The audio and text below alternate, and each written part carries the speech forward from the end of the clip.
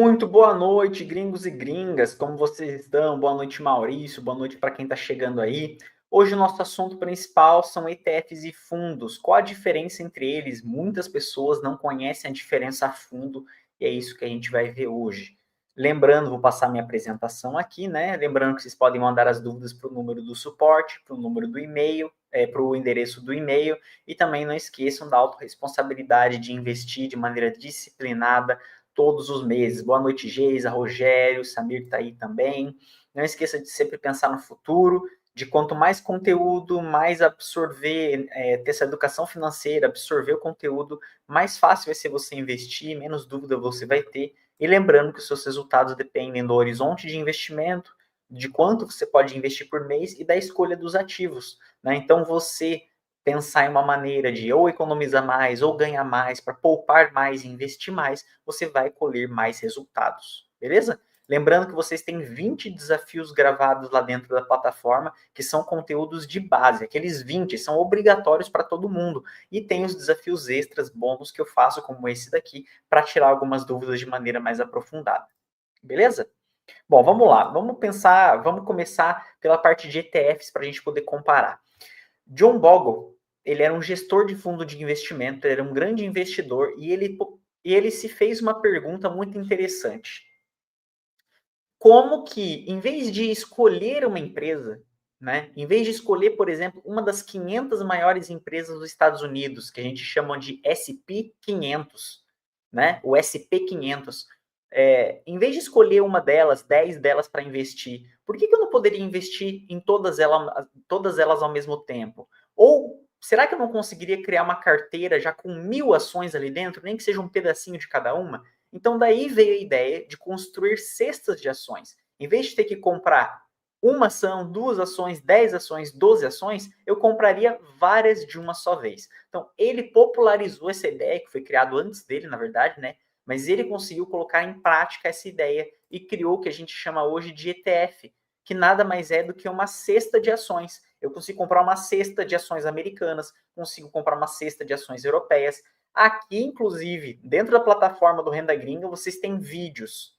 Quais são 5 critérios para comprar um ETF? Como achar um ETF? Como analisar um ETF? Eu não vou fazer isso hoje. Você já tem desafio para isso, tá? Então aqui eu vou explicar a diferença entre o ETF e o fundo. Mas ETF é isso, uma cesta de ações onde você compra com um ativo. Então você vai lá, por exemplo, coloca o código do ETF como se fosse uma ação, você compra ele e pronto. Dentro dele já tem ali centenas de empresas e daí a sua rentabilidade vai depender se essas empresas vão estar performando bem naquele período. Uma vantagem do ETF é que você consegue começar de maneira diversificada, certo? ETF vem da sigla, né? ETF, Exchange Traded Funds.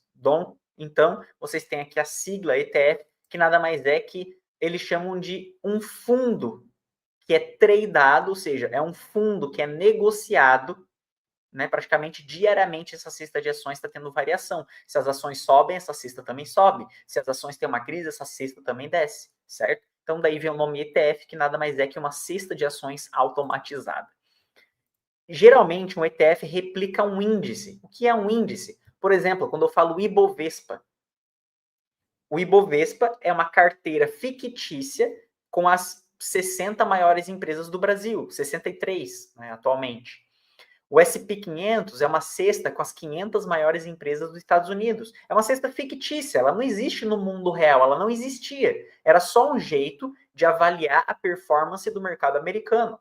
Assim como a gente tem também o Stocks 600, que são as 600 maiores empresas da Europa. Então é como se criasse uma carteira, colocasse todas essas empresas dentro e avaliasse se está subindo, se está descendo, qual é a performance daquela região. Então o que um ETF faz? Geralmente ele vai replicar um índice desse. Por exemplo, eu posso investir em uma cesta de ações que vai replicar o SP 500. Então eu vou investir numa cesta de ações em que ali dentro vai ter as 500 maiores empresas dos Estados Unidos. Então é um ETF SP 500. Aí você vai se perguntar, quem é que cria essa cesta, Michel? A gente precisa de alguém que cria essa cesta, né? Ela não surge do além, ela não aparece lá na corretora do nada.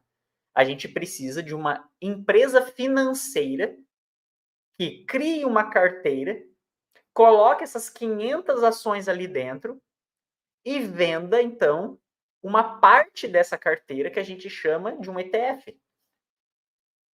E não tem limite, né? Todas as pessoas do planeta podem comprar um ETF. Então, existe uma empresa financeira que cria uma carteira e coloca ali todas as empresas dentro de maneira automatizada. Você compra, então, uma cesta de ações, um ETF, e tudo é feito de maneira automatizada, você não precisa fazer nada. Por isso que você que recebeu, por exemplo, a recomendação de comprar um ETF, quando fez a consultoria comigo, eu falo, ETF você compra todos os meses e ponto. Não é tipo, esse mês eu faço o quê? Não, o ETF você compra todos os meses, porque você está comprando uma carteira diversificada. Você já está comprando um ativo que tem centenas de empresas ali dentro. Então, qual que é o caminho quando você compra um ETF? Você vai lá na corretora, né, na tua conta de investimento, Trade 212, Interactive Brokers, Bolsa Direct, enfim. Você vai na sua corretora, você coloca o código do ETF, e você vai lá e compra o ETF. Só que um intermediário que você não vê é a gestora que criou esse ETF. Eu posso comprar um ETF que quem criou essa cesta foi a Amundi. Eu posso comprar uma cesta de ETF SP500 que quem criou foi a iShares, a BlackRock, a WisdomTree. Ou seja, essa gestora de ativos que você está vendo aqui na minha tela é uma empresa financeira que cria uma cesta de ações. Então, tem vários ETFs que são idênticos, na verdade, só que são criados por várias empresas diferentes. Isso eu expliquei lá no desafio que eu explico detalhes dos ETFs. Então, você vai lá na corretora, procura o ETF, você procura o ETF de uma gestora específica, né? E você compra, então, esse ETF. A gente chama isso de investimento passivo, porque você compra e você não tem que escolher a ação. Você já está comprando uma cesta diversificada. E vocês vão colocar as dúvidas aí no chat, tá? É muito provável que esse conteúdo gere dúvidas e curiosidades. Coloca aí no chat que isso ajuda até os colegas a entenderem melhor. Beleza até aqui? Então você vai na corretora, seleciona um ETF que foi criado por uma gestora e esse ETF passa a ser seu. A performance dessa cesta de ações vai ser a performance do dinheiro que você colocou lá. Bom, a gente chama então isso de investimento passivo, porque você compra uma cesta já pronta, você não tem que fazer nada ali com ela.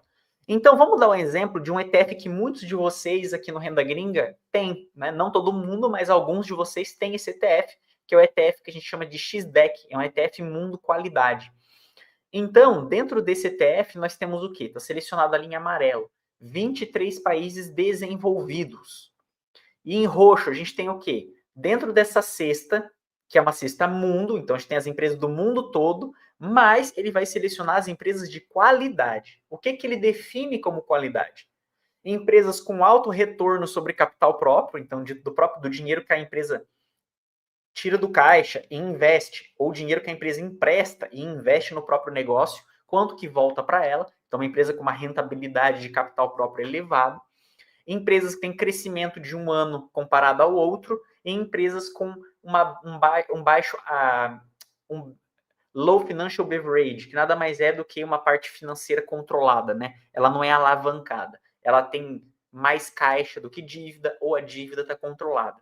Então, em vez de fazer uma cesta com ações do mundo inteiro, o que já seria muito bom, porque, concordam comigo, eu compro empresas do planeta inteiro dentro de uma cesta, que é um ETF mundo. Na média vai dar bom. Por que vai dar bom? Porque vai ter umas empresas que não vão muito bem, a maioria vai ter um crescimento médio e algumas vão explodir para cima. Então, assim, na média vai render positivo no longo prazo. Só que esse ETF aqui, mundo qualidade, ele vai além. Ele pega as empresas do mundo todo e filtra. Não, eu quero só as que têm rentabilidade alta, crescimento e baixa dívida. Opa! De todas as empresas do mundo, ele reduziu ao número específico de empresas, reduziu o número de empresas. Então, essa aqui é a performance em azul do ETF Mundo Qualidade versus um ETF Mundo normal em amarelo. Então, veja que de 2010 a 2025, 15 anos, o ETF Mundo em amarelo, ele rendeu 550%, então multiplicou por 5 o dinheiro do investidor. O ETF Mundo Qualidade multiplicou por 7, porque rendeu 700%. Então, mostra que sim, escolher um ETF qualidade em vez de um escolher um ETF mundo, onde as empresas são filtradas por qualidade, dá mais retorno do que investir num ETF mundo, onde simplesmente tem todas as empresas do mundo ali dentro, tá? Continuando, a rentabilidade do ETF mundo qualidade, essa que você está vendo na minha tela aí, dentro do quadrado vermelho. Nos últimos 10 anos, rentabilizou 14% ao ano. Nos últimos 5 anos, rentabilizou 12% ao ano, em média. E nos últimos 3 anos, rentabilizou 19% ao ano. Ou seja, uma rentabilidade absurdamente alta, né? Aí você fala assim, nossa, Michel, então nos últimos 3 anos ganhou 19, 19 e 19. Não, isso é uma média. Significa que um ano pode ter ganhado 10, um ano pode ter ganhado 0 e outro ano ter ganhado 50. Se você tirar a média, né, somar os 3 valores e dividir por 3, dá a média. Então, sempre que a gente fala de investimento de longo prazo, sempre esses sites, os documentos, os artigos vão sempre mostrar a média. Isso aqui não é renda fixa para fazer tudo na mesma coisinha. Isso aqui é uma média. Vai variar, mas na média dá aquilo ali. Espero que isso esteja bem claro para todo mundo. Já deveria estar, certo? Significa o quê? A gente já vai ver um exemplo aqui. O que eu quero dizer? Que vocês não devem esperar de um ETF uma rentabilidade de 19, 12 ou 14. A rentabilidade real vai ficar no 7 a 11%. Por quê? Quando você vai olhar um artigo desse, vai olhar uma fonte de dados de um ETF, eles consideram o investimento único. Por exemplo, ali dentro do quadrado vermelho tem a coluna de 10 anos. Está falando que em 10 anos a rentabilidade do ETF Mundo Qualidade foi 14,28 ao ano. Então ele está dizendo que na média dos últimos 10 anos foi 14% a média de 10 anos. Só que isso considera quem comprou há 10 anos atrás e tirou o dinheiro agora. O que não é a verdade para a maior parte dos investidores. A maior parte dos investidores faz investimento como? Mensal, porque nós recebemos salário. Então, se você vai investir durante 10 anos, quem colocou o dinheiro no primeiro dia e só tirou no último, beleza, esse dinheiro rendeu 10 anos. Mas quem faz compras mensais, o dinheiro que você colocou no primeiro mês, sim, vai render 10 anos se depois de 10 anos você for tirar o dinheiro. Mas o dinheiro que você colocou no 5º ano, ele vai render só 5 até chegar no 10º ano. Entendeu a sacada? Quando você faz investimento mensal, os investimentos que você faz depois do primeiro mês não vão rentabilizar o prazo todo. Vai sempre rentabilizar um tempo menor. O dinheiro que você colocar no 9º ano vai rentabilizar um ano só. Ele não vai aproveitar os juros compostos dos 9 anos, vai aproveitar só do último. Então, quando você vê uma rentabilidade ali de 14% de quem investiu em 10 anos com uma compra única, o investidor que faz compra mensal, isso aí cai para uns 9%, 10%. Beleza? Então tem sempre uma caída, porque o dinheiro não vai ficar rentabilizando todo o período para quem faz compra mensal. Deu para entender isso? Então, quando você investe com ETF, sua rentabilidade vai ser entre 7 e 11. Claro que vai ter alguns anos que pode fazer 19, pode ter alguns anos que faça até 30. Mas na média vai ficar entre 7 e 11. Mesmo que você veja no documento 14. Porque 14, de novo, considera o investimento que você faz de um dia, espera 10 anos e tira no último. Beleza? E bom, olha aqui essa tabela na esquerda primeiro. Essa foi a rentabilidade de cada ano desse ETF. 2024 ele fechou com 18%, 2023 32%, né? Somando 2023 e 2024 já dá 50% de ganho em 2 anos. Em 2023 2022, desculpa, ele perdeu 21 porque as empresas de tecnologia tiveram um resultado muito ruim em 2022, então esse ETF perdeu 21%. 2022, desculpa, perdeu 21%. 2021 rendeu 26%, 2020 rendeu 22%, 2019 rendeu 36%, 2018 perdeu 5%. Pode ver que entre 2014 e 2016 rendeu 9%, 4%, 5%. Tá? Então a rentabilidade do longo prazo é muito boa, mas pode ser que tenha um ano que caia 20%, pode ser que tenha um ano que renda 4%. Tá? E no gráfico que vocês estão vendo, mostra a repartição geográfica desse ETF, né? Ele tem tecnologia com peso maior, depois a saúde, depois comunicação e serviços, indústrias, finanças e assim por diante. Então, o maior peso desse ETF é de empresas de tecnologia e saúde. Então, se esses dois setores tiverem uma crise, óbvio que esse ETF vai ser mais impactado, tá? Aqui a gente tem a repartição geográfica. Os Estados Unidos representam 79% do peso desse ETF se a gente separar por países. Mas, Michel, por quê? Não é um ETF mundo de qualidade? Sim, mas não esqueçam que nos Estados Unidos nós temos 10 mil empresas na Bolsa de Valores. Na Europa inteira nós temos 5 mil. Né? Então, não tem comparação. Os Estados Unidos é o maior mercado ainda de empresas que estão na Bolsa de Valores. Então, por isso, quando ele vai filtrar as empresas que têm mais lucro, que têm mais crescimento, que têm menos dívida, ele cria esse filtro. Querendo ou não, a gente tem mais empresas nos Estados Unidos, então vai ficar, esse ETF vai ficar com mais empresas americanas dentro dele também. Tá? Então, ele se chama ETF Mundo, mas 80% é Estados Unidos, né? Ok? Aí, uma grande diferença de um ETF para um fundo, que eu vou começar a explicar agora para vocês, é que um ETF vai ter esse equilíbrio de setor e de país de maneira automática. A cada 3 meses, eles rodam um algoritmo que vai filtrar as empresas de melhor rendimento, de menor dívida e de maior crescimento. E vai atualizar essa lista de empresas dentro dessa cesta. Quando ele atualiza essas empresas, vai mudar o peso do setor, vai mudar a quantidade de peso do país. Então, a cada 3 meses, ou no máximo 6 meses, essa carteira é atualizada automaticamente. É o robô que atualiza ela. Então, essa é a diferença de um ETF para um fundo. Um fundo tem alguém gerenciando o dinheiro para vocês. Uma pessoa escolhendo os ativos e colocando na carteira. Um ETF, ele usa uma automatização. Ele tem certos critérios e a cada 3 meses ele atualiza ela.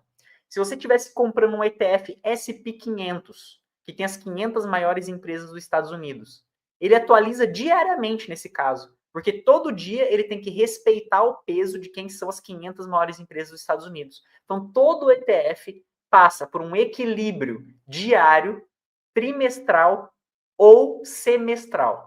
E é de maneira automática. Você não precisa fazer nada e nem a empresa que criou ele não precisa fazer nada. Uma vez que ele já está sendo negociado e foi criado, a empresa obviamente vai controlar ele, gerenciar, mas todo esse equilíbrio de quais ações estão dentro, quais setores, é feito respeitando os critérios do índice de referência. Se você investe no ETF SP500, ele está investindo nas 500 maiores empresas dos Estados Unidos. Então, esse ETF tem que respeitar diariamente o que está acontecendo com as 500 maiores empresas dos Estados Unidos. Se, por exemplo, a maior não é mais NVIDIA e é alguma outra, a tua carteira vai ter que atualizar. Por isso que alguns ETFs atualizam diariamente, outros por maneira trimestral e semestral. Beleza? E aqui estão as 10 maiores empresas hoje desse ETF. Como eu falei, pode mudar. Daqui 3 meses eles vão colocar aqueles filtros ali, vão pegar as empresas do mundo todo, vão colocar aquele filtro e talvez não sejam mais essas 10. Mas hoje são essas 10. NVIDIA, Meta, que é o grupo Facebook, Apple, Microsoft, aí tem Google, que se chama Alphabet na bolsa, Visa, né, a empresa de cartão, aí tem Alphabet C, Google tem 2 ações na bolsa, uma que dá direito a voto e uma que não dá direito a voto nas decisões da empresa. Para a gente isso não muda nada, porque se comprar uma ação, 10 ações, 100 ações, não vai fazer diferença nenhuma você votar ou não. A Lilly, que é uma empresa também ligada ao ramo de saúde, Netflix e a Mastercard, que é uma empresa também de cartão. Então essas 10 juntas hoje pesam 37% da carteira. Beleza. Agora vamos para um fundo. Entenderam como é um ETF? É uma cesta criada que você investe e seu dinheiro vai acompanhar a performance dessas empresas. As empresas que estão ali seguem algum critério. E esse critério é aplicado para atualizar essa carteira cada, no máximo, 3 meses ou 6 meses. Isso é um ETF. Você investe numa carteira já pronta que se atualiza sozinha. Agora, um fundo de investimento funciona assim. Uma maneira mais fácil ainda de entender um fundo. Presta atenção aqui em mim. Imagina que eu, Michael, crio um fundo chamado Renda Gringa. Aí lá na corretora, né, quando vocês entrarem na conta de investimento de vocês, o código ia ser RG, de Renda Gringa. Então vocês vão e pagam lá, compram uma cota do fundo Renda Gringa. Quando vocês colocam dinheiro no fundo de investimento Renda Gringa, esse dinheiro viria para minha conta do Renda Gringa. Conta da empresa, fundo de investimento Renda Gringa. E eu, Michael e os analistas da minha equipe, nós escolheríamos que empresas colocar na carteira. E o seu dinheiro iria valorizar ou desvalorizar conforme as escolhas que eu e minha equipe fizemos. Então, ao contrário do ETF, que é algo automatizado, que segue uma ordem, um fundo de investimento não. Você está colocando seu dinheiro para uma equipe de analistas financeiros investirem. Essa é a diferença. Um ETF é automatizado, você está colocando em algo que segue uma regra específica, e quando você coloca o dinheiro em um fundo, você está confiando plenamente na capacidade daquele analista e daquele gestor de fazer bons investimentos. Beleza? Então, fique sabendo que a maioria dos fundos de investimento que existem no mundo são ruins. A maioria, 80% são ruins. É só, pô, Michael, você falou que esse dinheiro é gerenciado por analistas financeiros, pessoas que estudaram para isso. Não são ruins porque as pessoas querem ser ruins. Mas são ruins porque, além da taxa de compra que tem já para comprar ações, ETFs e qualquer ativo na bolsa, né? Você tem sempre uma taxa para comprar, você sempre paga alguma coisinha, alguns centavos. Quando você investe num fundo, tem uma taxa de administração, que geralmente é de 1,5% a 2,5% ao ano. Então, você já está, entre aspas, perdendo 2% ao ano porque você colocou o dinheiro na mão de alguém para investir. Muitos fundos de investimento também não são muito lucrativos e não são interessantes porque a maioria deles não visa o longo prazo, eles visam curto ou médio prazo. Todo mês de dezembro de cada ano, eles têm que mostrar para os clientes que estão ganhando dinheiro de alguma forma, nem que seja vendendo uma ação que está dando lucro para mostrar um bom resultado, sendo que eles deveriam continuar deixando ela na carteira subindo mais ainda. Mas chega dezembro, eles têm que mostrar o resultado dos últimos 12 meses para os clientes deles. Então, se o gerente do fundo de investimento, se o analista não tem uma cabeça de extremamente longo prazo, isso vai afetar o acionista. Quais são os interesses desse fundo de investimento? A maioria dos fundos de investimento hoje em dia são criados pelos bancos, porque o cliente não sabe patavinas de investimento, não sabe nada sobre investimento. O banco fala, coloca esses 50 mil aí reais que você tem sobrando no nosso fundo de investimento. Aí o cliente coloca. Aí está até rendendo lá 7%, 8%, mas mal sabe ele que estaria rendendo mais comprando um ETF ou investindo por si só, se você tem algum conhecimento, ou comprando as líderes do mercado. Então, um fundo de investimento, a maioria não são ruins porque os analistas que gerenciam são ruins, mas porque tem uma taxa que já come a rentabilidade, muitos não pensam no longo prazo e muitos servem ao interesse do banco e não do cliente. Mas existem fundos bons, nem todos são ruins. Como eu falei, a maioria é ruim, mas nem todos são ruins. Tanto nem todos são ruins que o maior investidor da história da Europa, que é esse senhor aí que eu entrevistei no meu canal francês, ele se chama William Igons, ele é francês. O fundo dele é baseado em Luxemburgo. Né? O fundo dele é sediado em Luxemburgo, adivinha por quê? Porque lá não tem imposto, né? Então, todo o dinheiro que ele ganha com o fundo de investimento, né, as taxas, etc., fica para ele. Então, assim, como que um fundo de investimento ganha dinheiro? Ele pega seu dinheiro para investir, certo? Ele quer ganhar dinheiro e ele cobra de você uma taxa para estar gerenciando o seu dinheiro. Como eu falei, uma taxa de 1,5% a 2,5%. Então, imagina, ele pega o dinheiro de todo mundo e ele tem lá 100 milhões de euros para gerenciar e investir. Só de taxa ele ganha 2 milhões por ano. E se o fundo performa muito bem, rentabiliza muito bem, ele ainda, por exemplo, ele sempre se compara com alguma coisa, né? O fundo rentabilizou 20% esse ano e o mercado europeu rentabilizou 12%. A gente rentabilizou bem mais do que o mercado europeu. Então, geralmente tem uma taxa extra ainda que você paga para o fundo. Por isso que eu falei para vocês que a maior parte dos fundos não é um bom investimento, porque quando você vê quanto rendeu e desconta taxa de compra, taxa de administração, taxa de bônus, você fica com uma performance que poderia fazer com um ETF ou fazer com uma outra carteira bem gerenciada. Mas, como eu falei, existem bons fundos de investimento. E o desse senhor aqui é o melhor fundo de investimento da história da Europa. Ele tem um fundo desde 94 com uma rentabilidade média de 13% ao ano em euro. E ele tem um fundo que foi criado mais recentemente, em 2018, porque esse fundo que existe desde 93, que rende 13% ao ano, é um fundo que investe só em pequenas empresas francesas. Então está muito concentrado na França. Mas ele tem um outro fundo, que é o fundo Europa, que desde 2018 investe em pequenas empresas da Europa. Aí tem empresas da Suécia, da Itália, da França, da Dinamarca, da Alemanha, de Portugal, da Itália, Portugal e assim por diante. E esse fundo tem rentabilizado 17% ao ano desde 2018. Já desconsiderando as taxas, tá? Os 13% que eu falei já é limpo de taxa e os 17% limpo de taxa também. Esse senhorzinho, ele não inventou uma estratégia de investimento. Ele utiliza uma estratégia de investimento que já é conhecida desde os anos 60 pela literatura. Mas, desculpe o palavreado, é uma estratégia que necessita de culhões para manter. Aí você fala assim, tá, por que outros não têm a mesma rentabilidade que ele, se já é conhecido na literatura? Porque demanda uma disciplina de gerenciamento e de escolha das empresas. Mesmo quando todo mundo fala, compre Tesla, compra Nvidia, ele está comprando empresas mais desconhecidas. Porque ele respeita um critério específico. Comprar empresas que têm uma boa valorização na Bolsa de Valores, né? Esse é um assunto que eu já abordei num desafio. Quando falo de valorização, não é o preço da ação, não, tá?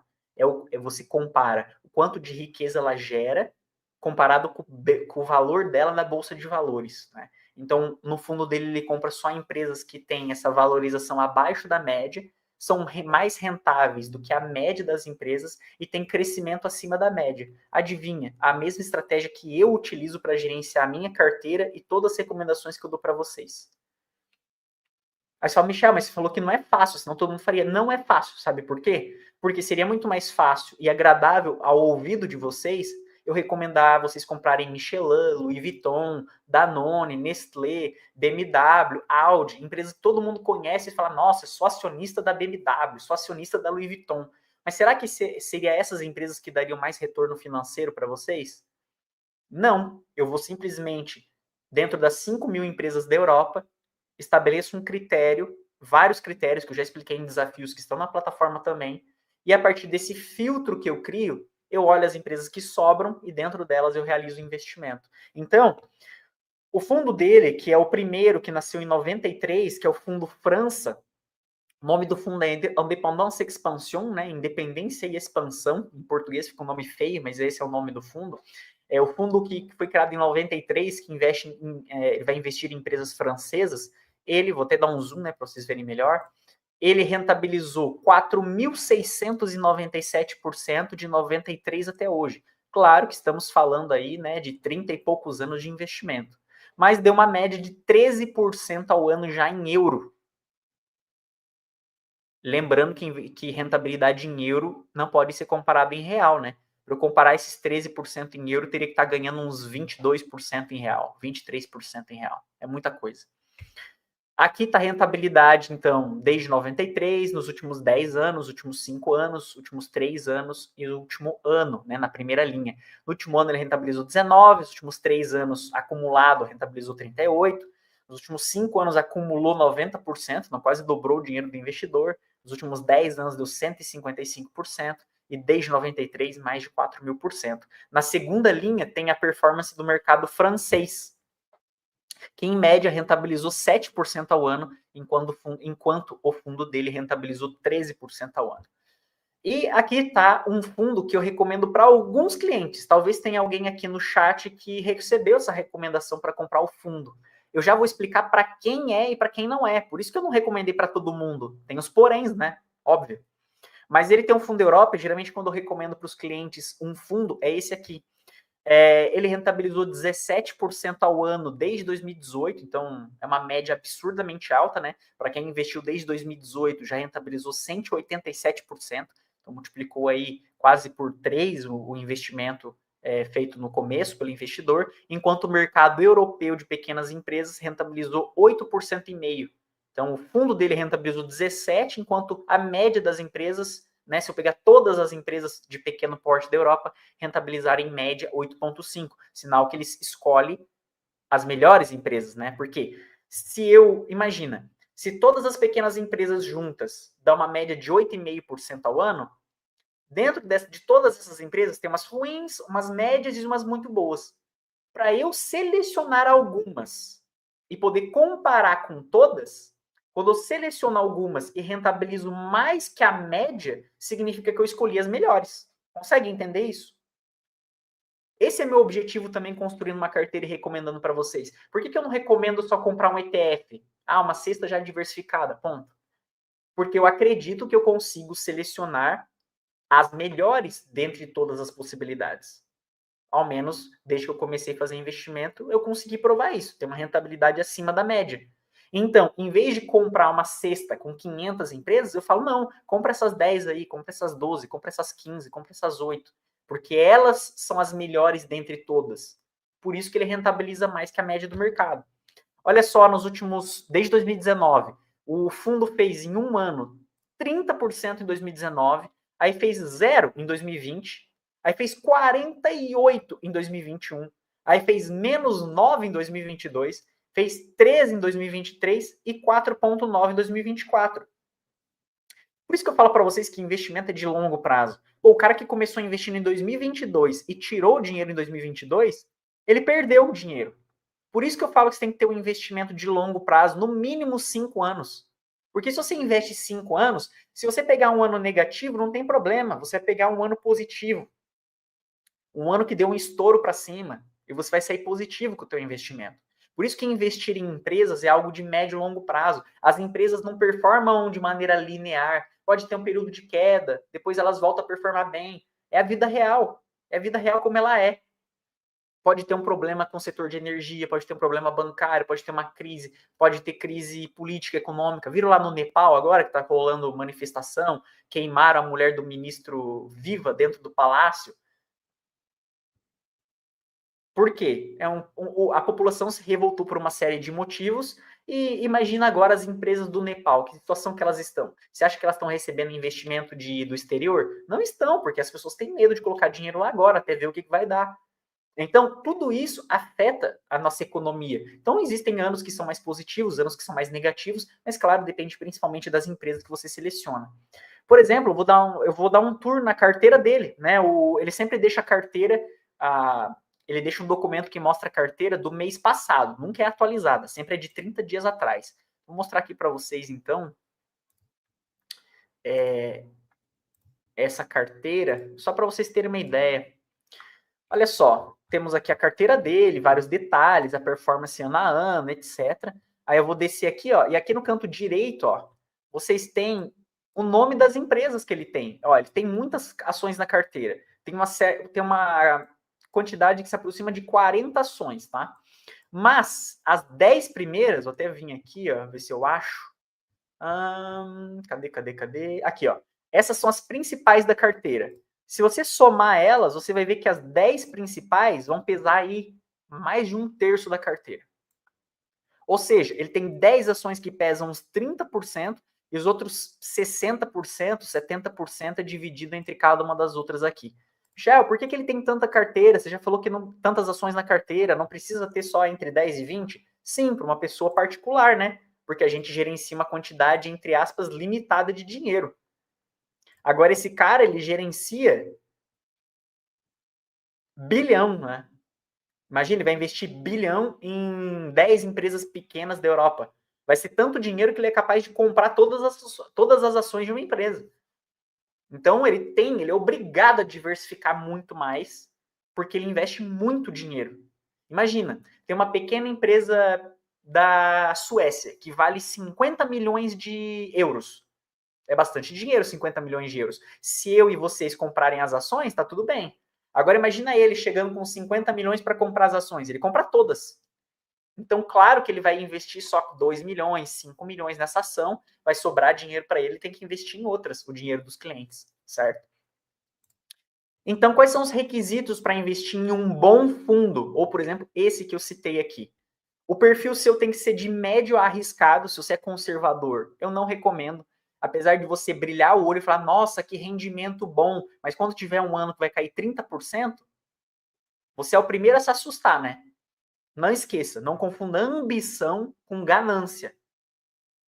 Se você tem medo do teu dinheiro variar para baixo, não é o tipo de investimento para você. Já teve ano que esse fundo, o fundo França deles, lá em 2008, caiu 50%. Está preparado para ver metade do teu dinheiro evaporando e ter paciência para esperar a recuperação?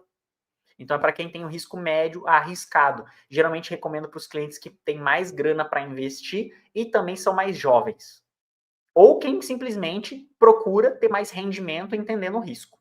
O horizonte de investimento também, mínimo, quem tem 10 ou 15 anos pela frente. Infelizmente, se você já tem 65 anos, provável que eu não vá te recomendar esse fundo. Porque se você quiser retirar o dinheiro daqui 3 ou 4 anos e tiver uma crise no meio do caminho e o dinheiro for para baixo, eu não quero que você tenha resultado negativo e nem você quer, certo? Tem critérios básicos também. Para quem mora na França, é muito fácil comprar esse fundo, né? Porque o fundo é de Luxemburgo / França, então na corretora francesa você acha facilmente, consegue inclusive colocar naquela conta da França que dá desconto de imposto. Mas, se você não mora na França, você tem que ter pelo menos 650 euros por mês para investir. E você só consegue investir nesse fundo passando pela Interactive Brokers. É a única corretora que deixa investir nesse fundo. Trade 212, DGiro, nenhuma você consegue achar um fundo de investimento só na Interactive Brokers, que tem taxas mais altas. E o fundo custa mais ou menos 200 euros uma parte dele, e tem as taxas de administração e etc. que eu falei para vocês. Então, se vocês não têm no mínimo 650 euros por mês, só de taxa de compra, taxa de administração, taxa de performance, só aí vocês já começam 5, 6% negativo. Então não vai valer a pena, porque mesmo que se o fundo faça 17%, você vai perder 6%, 7% em taxa, você vai ficar com 10%. Com 10% você faz os investimentos em ETF ou as ações a dividendos que eu já recomendo para vocês, que só de dividendo vocês já vão receber algo muito próximo disso, sem contar a valorização das empresas. Então isso é para quem pode investir mais grana. Se isso serve de incentivo para você, poupe mais, ganhe mais dinheiro, pense em soluções, porque daí com mais dinheiro você consegue investir em coisas que podem te dar ainda mais dinheiro. A velha história do rico ficar cada vez mais rico, não é verdade? Beleza? Então, esses são os motivos de que alguns de vocês eu não recomendo e para outros vocês podem até ter na carteira, tá? Então, se o ETF é um investimento passivo, porque você compra e ele é atualizado automaticamente, um fundo de investimento ele é uma mistura de ativo e passivo. Ele é passivo para você, investidor, porque você compra lá a cota do fundo e pronto. Mas quando esse dinheiro cai na mão do fundo de investimento, eles têm que escolher as ações. Então, para você é passivo, mas o gerente do fundo de investimento tem que investir de maneira ativa. Ele tem que escolher quais ações colocar na carteira. E ele tem o livre-arbítrio de escolher qualquer ação, tirar uma ação e colocar quando ele bem entender. Ou seja, no fundo de investimento você faz confiança à estratégia daquela pessoa que está investindo. Beleza? Tranquilo?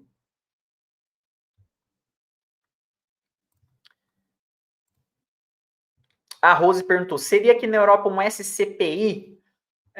Alguns países dão uma nomenclatura diferente. Existem alguns SCPIs que são fundos, mas nem todo SCPI é um fundo. Tá, Rose?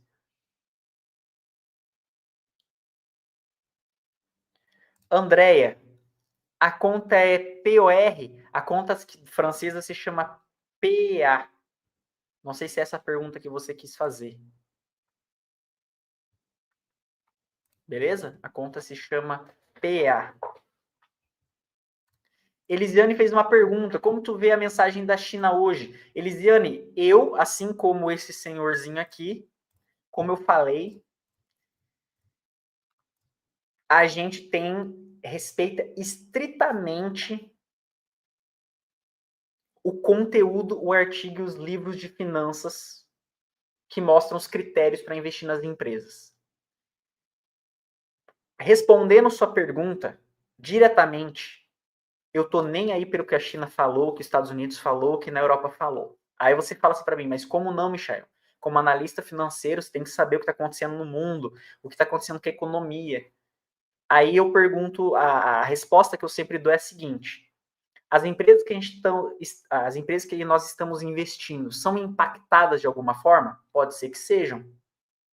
Mas pode ser que elas achem uma solução, o dono, o presidente, o diretor, os engenheiros que estão lá, achem uma solução para esse problema que a gente, olhando daqui de fora, não tem acesso. Porque a gente só tem acesso aos resultados das empresas a cada 3 meses. Tudo que acontece entre um resultado trimestral e o próximo se chama especulação. Eu não sou especulador, eu sou investidor. Então, eu não ligo para que um país fala, o que o Trump falou, o que o Macron falou, não ligo para absolutamente nada disso. E adivinhem, sempre dá certo. Porque se você continua firme na tua estratégia, nos seus critérios, selecionando empresas que, presta atenção, empresas que têm crescimento, baixa dívida, bom caixa e alta rentabilidade. Vamos supor que o que um governo falou, presta atenção agora, hein? Vamos supor que o que o governo falou realmente impacte realmente o negócio de uma das empresas. O fato dela ter mais caixa que a média das outras empresas, ter mais rentabilidade que as outras empresas e menos dívida que as outras empresas, vai fazer dela uma empresa ganhadora perante todas as outras. Então, se a macroeconomia ou o que o presidente fala vai afetar as empresas, eu quero ter na minha carteira a melhor delas. E se eu já tenho a melhor delas, por que eu deveria me preocupar com o que alguém está dizendo? Segundo ponto interessante, e por isso que eu falei para você, com linguajar chulo, que você tem que ter coragem de estabelecer uma estratégia como essa. Porque quando o mundo todo grita para você fazer algo, você simplesmente continua com aquela mesma teoria e com aquela mesma disciplina de sempre. Segundo ponto interessante é que, pelo menos no nosso mundo do oeste do mundo, né, tirando alguns países da Ásia, ou como a China, que tem um governo, vamos dizer assim, de longo prazo, o governo Trump não vai durar para sempre. Nem o governo Lula, nem o governo Bolsonaro, nem o governo de nenhum desses parasitas do imposto da população. Não vai durar para sempre porque eles vão morrer, porque eles vão perder força, porque vão tentar eleger depois um amigo, um parente, mas eles não vão estar mais no poder. Se eu invisto para daqui 20, 30 anos, eu quero ser sócio de uma empresa que vai estar aqui daqui 20, 30 anos. E as empresas estarão aqui independente de quem esteja no governo. Existe um gráfico, não sei se eu vou conseguir achar ele agora, Historical by Presidents. Deixa eu ver se eu acho. Achei. Vou mostrar para vocês aqui. Deixa eu dar um clique. Deixa eu vir aqui compartilhar. Esse gráfico aqui que eu queria mostrar. É bem interessante. Olha só.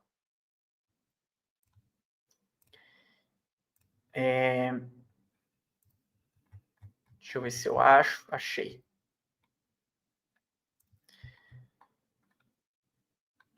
Ah, droga. É um site pago. Deixa eu ver se eu acho gratuitamente aqui.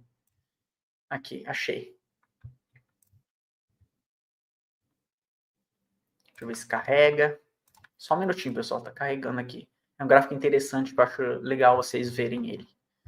Pronto. Tá aqui. Vamos lá. Olha só. Deixa eu aumentar a tela. Esse gráfico mostra qual foi a performance na Bolsa de Valores com presidentes americanos republicanos ou democratas. Aqui a gente começa em 1926 até 2019, tá? Primeiro mandato do Trump. A gente tem aqui praticamente um século de Bolsa de Valores. Não importa qual presidente, se ele é de esquerda ou se ele é de direita, boas empresas continuam ganhando dinheiro. O gráfico mostra a performance das maiores empresas dos Estados Unidos, independente do governo. Pouco importa qual seja o governo, termina para cima. Para a Europa, o estudo mostra a mesma coisa. Por isso que chega um momento, você tem que ser um investidor do tipo growth, que é crescimento, e você tem que prestar atenção nas notícias sim, para você aproveitar as ondas do mercado. Aí você faz investimentos para o longo prazo, mas troca as empresas toda hora no curto prazo. Ah, a Nvidia vai sair ganhando agora. Compra ela, vende daqui 6 meses. Compra Tesla, vende daqui 1 ano. Para você fazer isso, geralmente você tem que ter uma equipe de analistas legal para você conseguir cobrir e estar de olho em tudo ao mesmo tempo.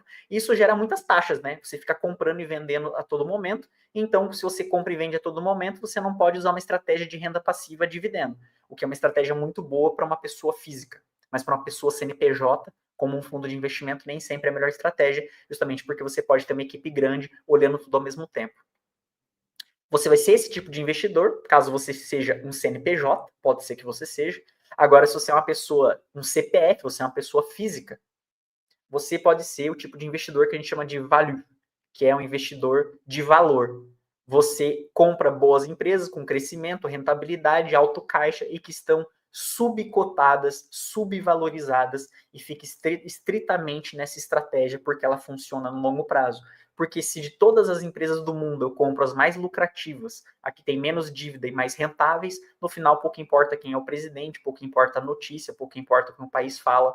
Se eu já tenho a melhor, as outras vão ser mais impactadas negativamente do que as que eu tenho. Falei bastante, mas acho importante vocês entenderem a minha maneira de pensar e que não fui eu que inventei também, né? É uma das teorias de análise financeira e é a que eu sigo desde 2017, basicamente. Tá bom?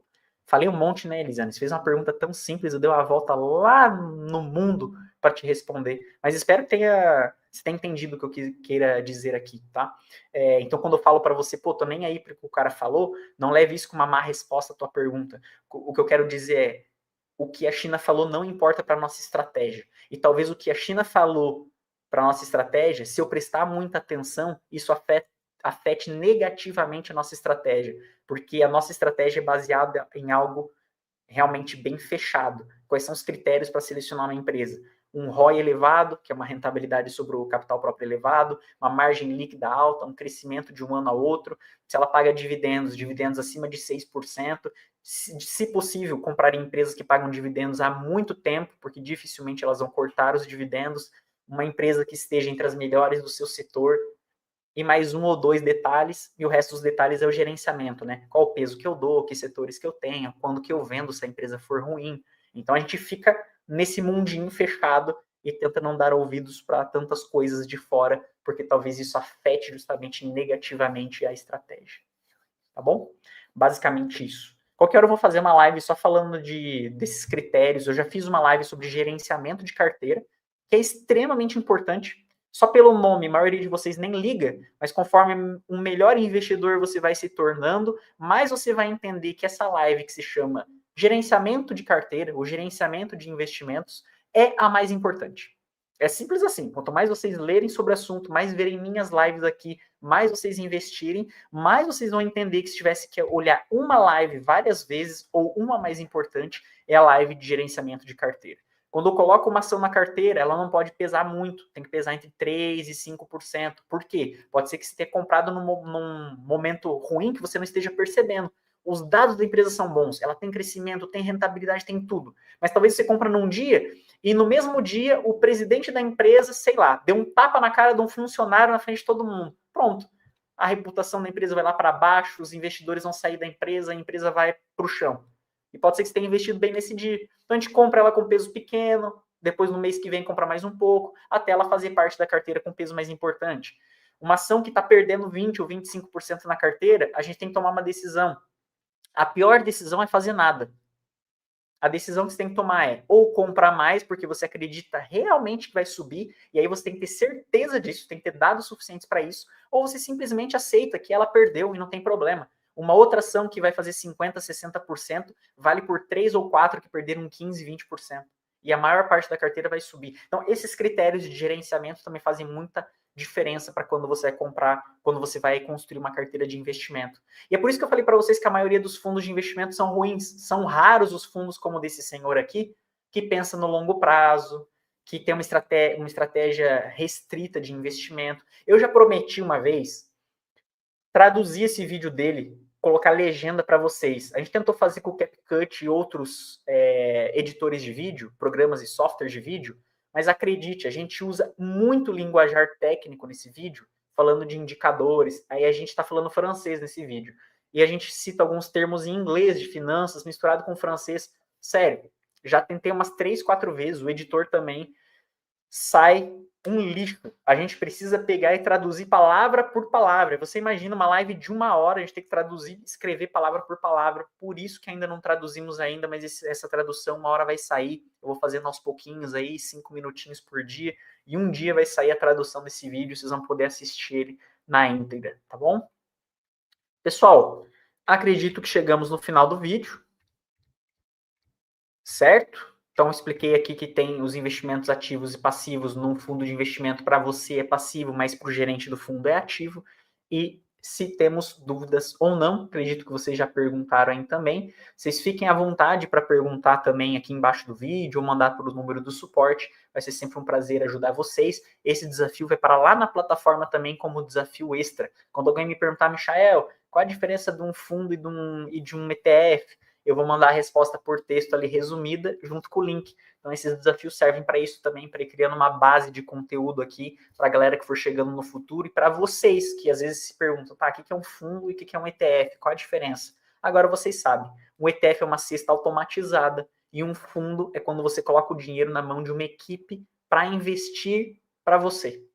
E essa equipe vai construir uma carteira de investimento da maneira que eles quiserem, certo? Então, essa é a grande diferença entre as duas coisas. Geralmente, ETFs são muito melhores que fundos de investimento, porque eles são automatizados, passivo, você já começa muito bem diversificado. Em um fundo, você tem que ter confiança numa equipe, eles têm que ter provado ter uma performance boa no longo prazo e etc. É difícil achar um fundo com essas características, tá? No Brasil, existe um fundo que se chama Real Investor. Ele é muito bom. Inclusive, minha esposa tem partes e cotas desse fundo. É um fundo que também tem uma estratégia muito quadrada, muito bem definida. O gestor é excepcional. Se vocês colocarem no YouTube aí, entrevista Real Investor, vocês vão ver. É um fundo bem interessante no Brasil. Um dos melhores também. Se fosse para colocar meu dinheiro, se eu fosse proibido de investir o meu dinheiro, eu não pudesse escolher ações e eu tivesse voltado para o Brasil, eu sou obrigado a investir no Brasil, eu colocaria no fundo dele. Se eu, na Europa, eu não pudesse escolher minhas ações, não pudesse escolher quais ações eu quero comprar, eu colocaria nesse fundo que eu mostrei para vocês ali. Mas, como eu falei, você tem que poder investir um dinheiro a mais, você tem que estar com o perfil de risco alinhado, porque é mais arriscado sim, né? As taxas são altas, então você tem que ter uma grana maior para poder investir. Você tem que ter um longo prazo de investimento também, você não pode querer parar de investir daqui 5, 10 anos, preferência 15 ou 20. Então tem todos esses critérios, tá bom? Pessoal, ótima noite para vocês, nos vemos em breve em mais um vídeo, mais um desafio aqui. Tudo de bom para vocês e aproveitem a noite de vocês aí. Um abraço.